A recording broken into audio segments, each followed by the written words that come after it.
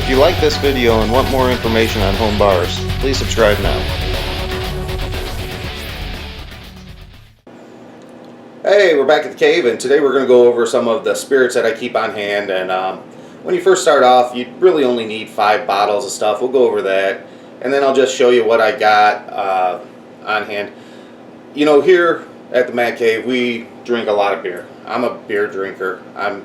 I'll drink mixed drinks, and I will drink some wine here and there. We got a whole mess of 19 crimes up there as far as wine's concerned. And I also have a lot of commercialized moonshine up there too.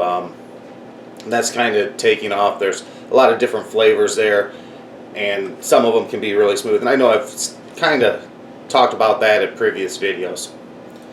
So the 5 bottles that you need to get started. Let's see. Gin. I know gin is not a very popular drink these days, and that's fine. But if you're going to make like Long Island iced teas or mojitos or something like that, you need some gin. And gin's fairly reasonable for what you're getting. I mean, it's a reasonable price spirit. And with gin, we'll just go over real quick. You need some stuff to mix. So y'all, in your bar when you're first starting it out, you're going to need Coke, Diet Coke, Sprite, or 7-Up. As far as juices are concerned, orange juice is good to have on hand.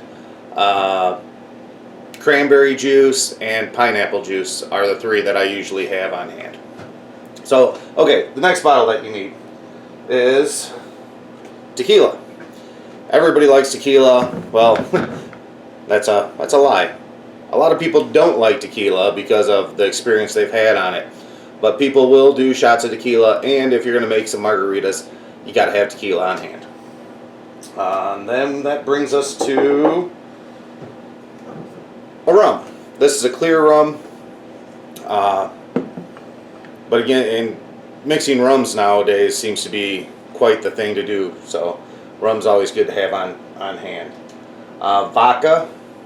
Vodka's pretty neutral. As far as vodka is concerned, you don't necessarily have to go high end. Don't go low end. Don't go bottom shelf. You don't have to go top shelf with your vodka, but a good middle of the road vodka is really all you need. And then whiskey. I like the American rye whiskey, Jack Daniels, for instance.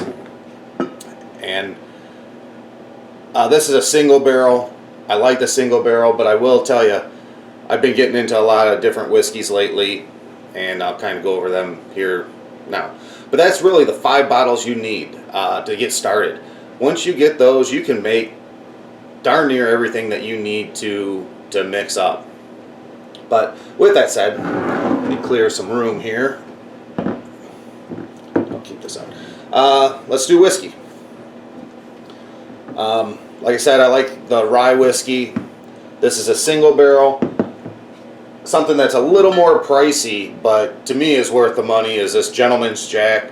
Man, if you like whiskey, I do recommend that. There's also, you know, you can't go wrong with Maker's Mark. And I saw a thing on Discovery Channel, how this was made.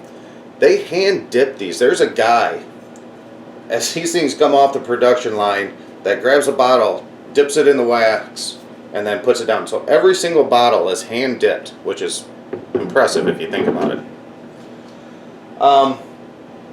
And then with that, and I know I've mentioned this before, Jack Daniels Tennessee Fire. Here at the cave we just call it Fire, Jack Daniels Fire. It is a cinnamon whiskey. It's just like Fireball. The difference is it's a lot smoother. It doesn't have that weird aftertaste that Fireball seems to have. So if you are a big Fireball fan, it's a little more expensive, but it is worth every cent to me. And then if you're going to go with different whiskeys, Canadian whiskeys, there is Crown Royal. Is what I usually keep on hand. I have a buddy that just absolutely loves Crown Royal. Matter of fact, he's the one that gave me this bottle. But Crown Royal comes in a few different flavors. And right now I have on hand as Crowned Apple, which is good with 7-Up. And then in the wintertime, this is kind of mixed reviews here at the cave. Some people like it, some people don't. But in the winter, I don't mind it. It's a Crown Maple. Like I said, it kind of reminds me of something that you drink during the winter. So, there is that. Okay, so that gets us through. Well, I always have a scotch on hand, and depending on who's coming over, you could rip through this whole bottle pretty easy if they're big scotch drinkers. You know, throw it over some ice, and man, it can go quick. Now, for special occasions, I do like drinking some cognac. This is a middle-of-the-road cognac at best, but I like it. It's something. It's decent.